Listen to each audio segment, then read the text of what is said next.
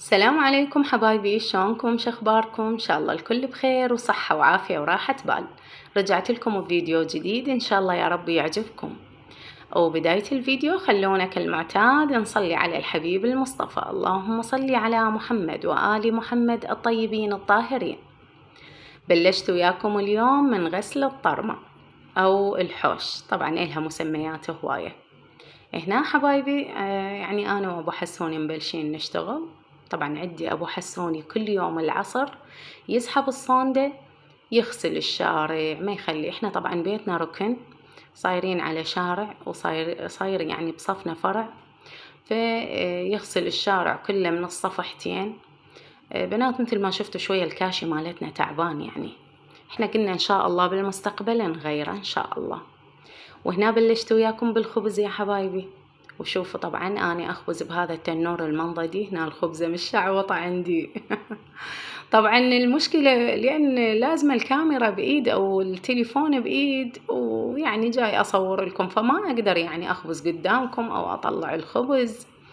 المهم بس شوفوا لي شلون خبزاتي خبلين، شوفوا الخبز يخبل. طبعا حبايبي إن شاء الله راح أشتري تنور هذا العادي مالتنا اللي هو التنور الغازي.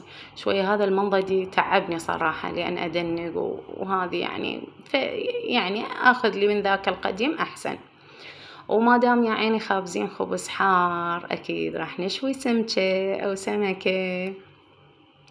هنا هاي السمكة عندنا طبعا وزنها أكثر من كيلو، تقريبا كيلو ونص.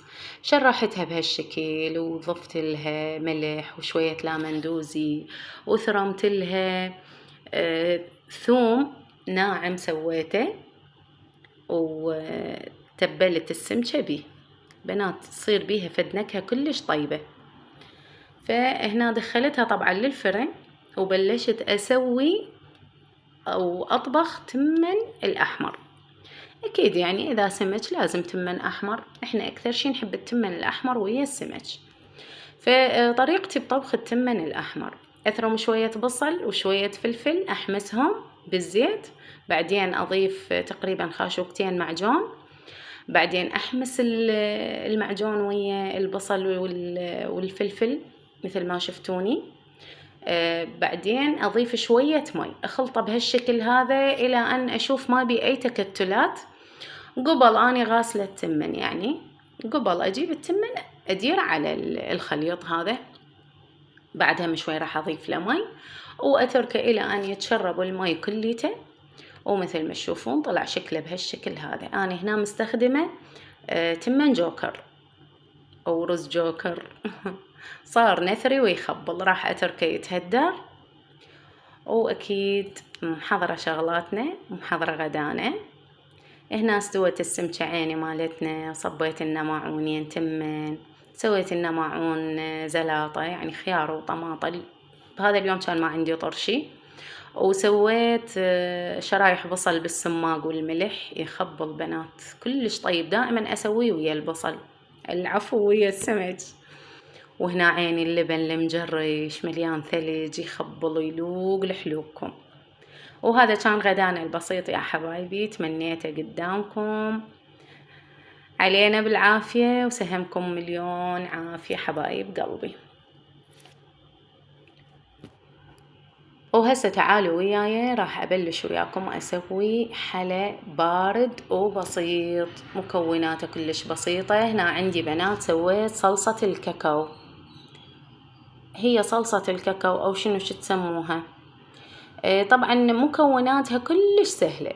ضفت تقريبا 8 حبات من البسكت هذا اللي شفتوا، بسكت مينو أو بتشاي، قلاص حليب باودر، قلاص شكر، قلاص أو نص قلاص كاكاو باودر، قلاص زيت، ظرف فانيلا. خلطتهم كلهم بالخلاط. بعد شنو تقريبا قلاص مي أو نص قلاص مي، خلطتهم بالخلاط وصار هذا المكون مالتهم، صار الصلصة كاكاو تخبل. وهنا راح أسوي محلبي لأن أحتاجه بالكيكة الباردة. خليت تقريبا 7 خواشيق أو 8 خواشيق من الشكر أو 6، لا هي لو 7 لو 6. خليت بالبداية 3 قلاصات مي، وخليت عليهم 5 خواشيق من الحليب الباودر، على 6 أو 7 خواشيق من الشكر. وهسه راح أضيف 3 خواشيق من النشا. طبعا الخواشيق اللي هي الملعقة أو المعلقة، لأن مرات يعني أكو متابعين يشوفون الفيديوهات من غير بلدان، فإحنا نقول نسمي الملعقة أو المعلقة نسميها خاشوقة. هنا راح أخلطهم كل الزين يعني على البارد. وطبعا أكيد أضيف ظرف فانيلا، وأضيف قشطة، القشطة حسب الرغبة. هنا حبايبي جهز عندي خليط المحلبي. طبعا ضفت نص علبة من القشطة، صارت ريحتها كلش طيبة. طبعا أنا كلش أعتذر بنات، هواي أصوات تجي، أنا قاعدة بالمطبخ وجاي أسجل الصوت. وإحنا الشارع مالتنا تقريبا شارع عام، لأن هو شارع كلش عريض، يسموه شارع 20، يطلع على عدة شوارع، يعني شوارع عامة، يعني شوارع خاصة بالمدينة، يطلع على السوق، على الجراج، على يعني موقع بيتنا مكانه حلو الحمد لله. فهواي يعني سيارات وتكاتك وأصوات فتطلع عندكم، كلش أعتذر أني. هنا بلشت حبايبي مثل ما شفتوا، يعني استخدمت هذا البسكت. أول بداية أضيف طبقة من المحلبي، وبعدين أنقع البسكت بالحليب. طبعا هذا البسكت أنا أول مرة أستخدمه، أنا دائما أستخدم غير نوعية. صراحة هي صارت كلش طيبة يعني بهذا البسكت، كلش طيبة يعني بهاي المكونات كلها، بس أنا أحبه بذاك البسكت، فقررت بعد ما أجيبه هذا. المهم هنا أخلي طبقة من البسكت، بعدين أضيف عليها طبقة من المحلبي بهالشكل هذا، وبهالشكل هذا مثل ما تشوفون أخلي البسكت كليته يتشرب بخليط المحلبي، يعني أسويها طبقات. طبعا أنا راح أسوي بايركسات 2، يعني قالبين. عندي خاصة البنات كلش يحبوها هاي الكيكة الباردة. هنا بنات راح أضيف من خليط الكاكاو أو صلصة الكاكاو، وهم أمشيها بالخاشوقة بهالشكل هذا.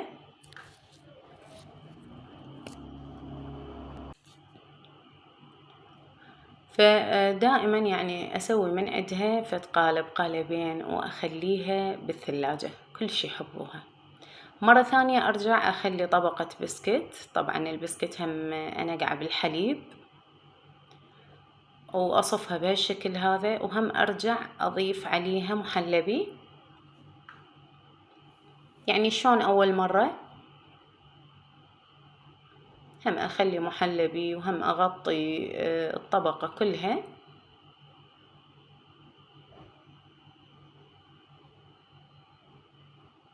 طبعا بنات ريحة المحلبي صارت كلش طيبة، ليش؟ لأن ضفنا عليها قشطة، وضفنا عليها فانيلا، وشوية ثخنا،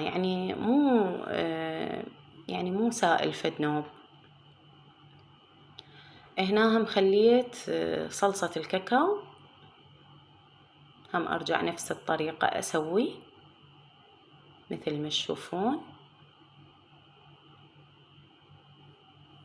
بعدين هم أرجع أخلي طبقة بسكت إلى أن أوصل لهاي المرحلة. هسه هاي آخر شي، طبعا تقريبا خليت 4 طبقات من البسكت، وآخر شي أضيف هم على الوجه صلصة الكاكاو، ويعني شلون أساويها بهالشكل هذا. بعدين هنا بنات أخلي بسكت مطحون على الوجه مال الكاكاو.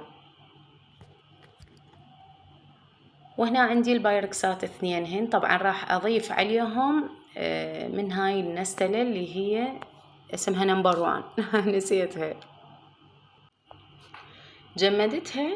جمدت النستلة، خليتها كلش صارت قوية، وكسرتها وضفتها على وجه الكيكة الباردة مالتنا، يعني تنطي هم طعم طيب وكشكل يعني حلو يصير على وجه الكيكة الباردة. فهسه مرة ثانية أرجع، طبعا أنا قبل لا أضيف البسكت المطحون والنستلة كنت مخليتها بالثلاجة، فبعدين هم طلعتها ضفت عليها البسكت المطحون والنستلة، وهسه هم راح أرجع أخليها بالثلاجة. بنات أني هنا تركتها بالثلاجة تقريبا 3 ساعات، وهي كل ما تبقى بالثلاجة وتبرد وتتماسك تصير تخبل بنات، كلش طيبة تصير.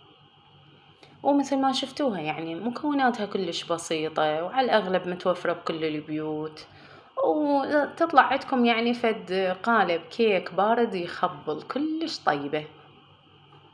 وهنا اجيت اقصها قدامكم حتى نذوقها وناكل منها. طبعا القالب الاول انوكل وراح ما لحقت حتى اصوره، فهنا بقى عندنا هذا القالب.